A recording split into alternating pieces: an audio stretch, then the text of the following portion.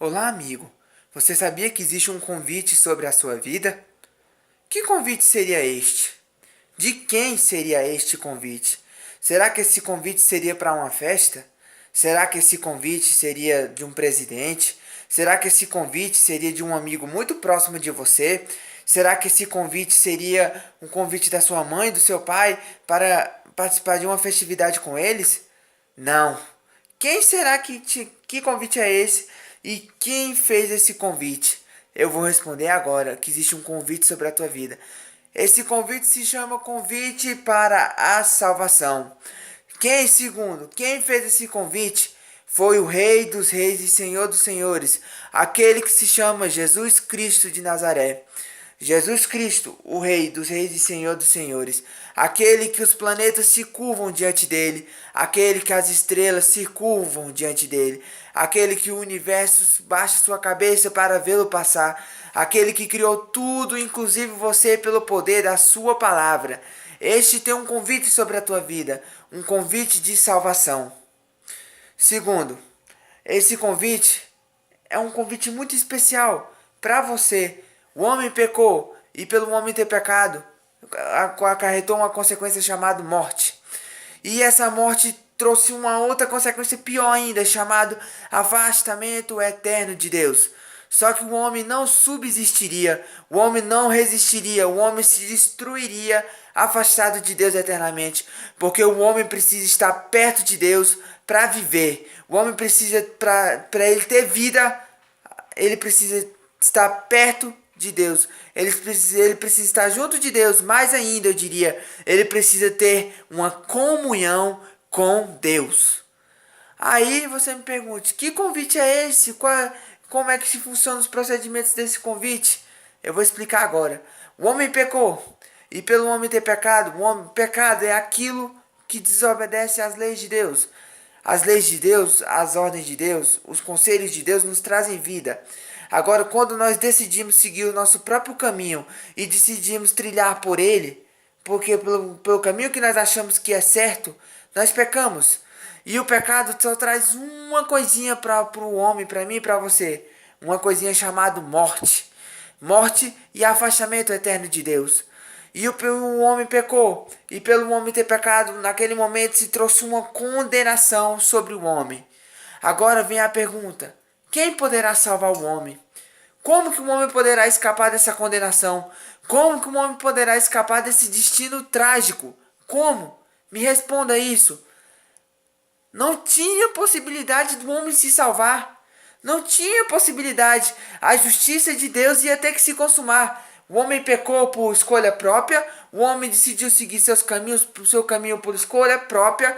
O homem decidiu seguir o que ele achava certo. O homem decidiu fazer o que ele queria. Ele pecou por vontade própria, porque ele queria. E a condenação e a justiça de Deus ia ter que se consumar. O homem teria que morrer e o homem teria que ser afastado de Deus eternamente e automaticamente se destruir.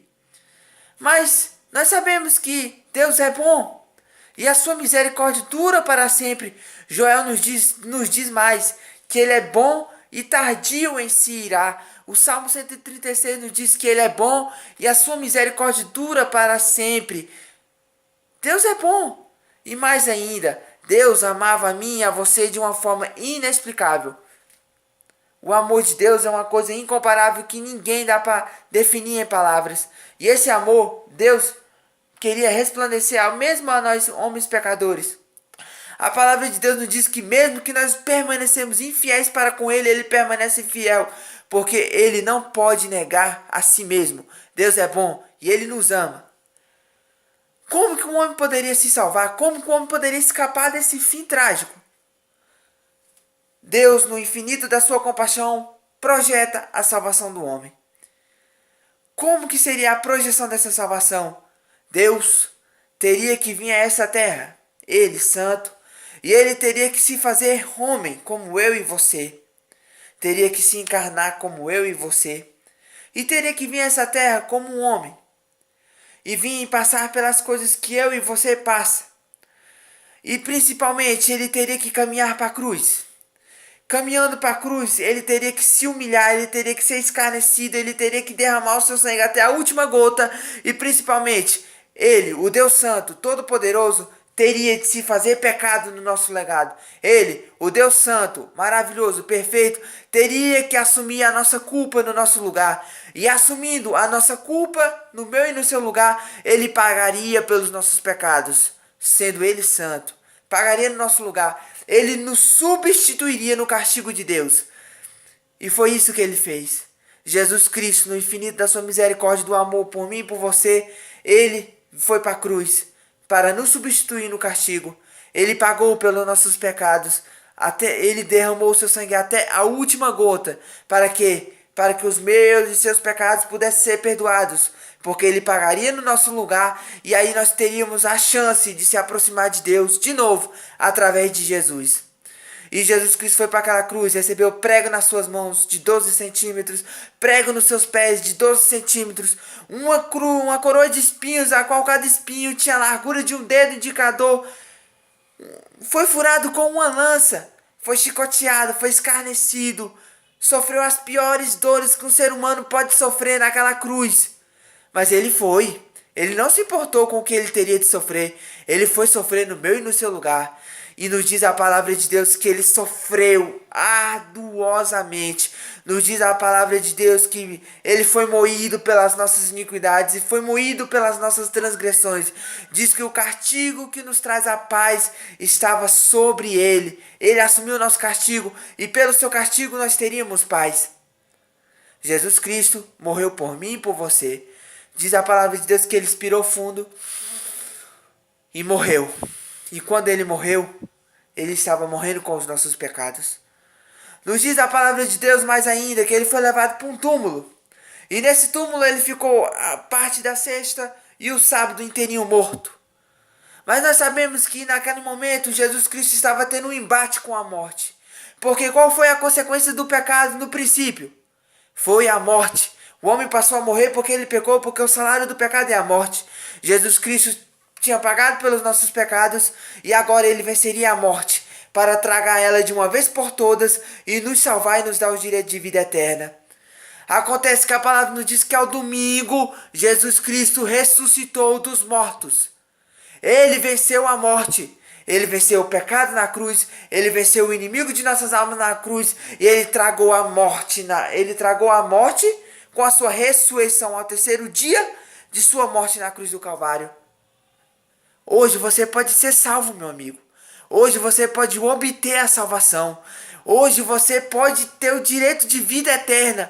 Hoje você pode ter a comunhão com Deus. Hoje você pode se voltar para Deus de novo. Hoje você tem a chance de ser salvo do pecado e da morte, do afastamento eterno de Deus. Hoje você pode ser salvo disso. Através de quem? Através de Jesus. Porque os meus e seus pecados ele já pagou. Para você ser salvo e usufruir do sacrifício de Cristo na cruz, basta você aceitar ele como o único e suficiente salvador de sua vida. Se você quer aceitar Jesus Cristo como seu salvador, levante sua mão e diga: Senhor Jesus Cristo, eu te aceito como meu único e suficiente salvador. Reconheço que eu sou um pecador e reconheço que necessito de ti. Nesse momento eu peço que o Senhor perdoe os meus pecados e nesse momento escreve meu nome no livro da vida, porque eu confesso a ti, Jesus Cristo, como meu único e suficiente salvador de minha vida. Jesus Cristo deu a maior prova de amor por mim e por você, sendo ele Deus. Ele se humilhou a tal ponto, se fazendo homem como eu e você, morrendo na cruz como um ladrão, sendo ele o Deus Santo Todo-Poderoso, pegando a morte mais humilhante da época, a morte considerada maldição para os judeus, mas diz a palavra de Deus que a sua maldição nos trouxe a salvação. Venha para Jesus Cristo, ele te ama infinitamente, ele quer escrever o teu nome no livro da vida, ele quer te salvar, ele quer te restaurar, ele quer fazer de você uma nova criatura, ele não olha para o teu passado, ele quer apagar o teu passado e fazer de você uma nova criatura. Venha para Jesus Cristo, aceite ele como seu único e suficiente salvador, pois não tem ninguém que te ama mais do que Jesus Cristo, e ele quer te salvar agora. Venha para Jesus, pois uma vida sem Jesus é uma perca de tempo total.